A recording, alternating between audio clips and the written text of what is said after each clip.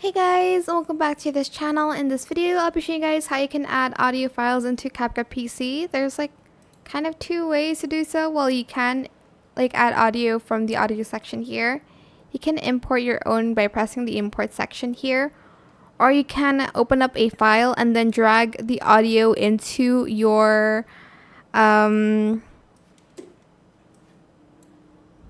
project. Oh my gosh, that took me so long to think about.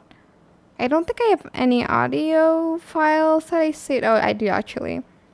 So I'm just going to select it and I'm just going to drag it here. And that's pretty much it really. I hope this tutorial is helpful for you guys. Don't forget to like, comment, share, and also subscribe to this channel if you haven't done that already. If you have any more questions about this video, just leave it in the comment section down below. I will try my best to answer them all for you guys. And if you found this video helpful, please click the thanks button as well. That is it. Thank you so much for watching. Bye!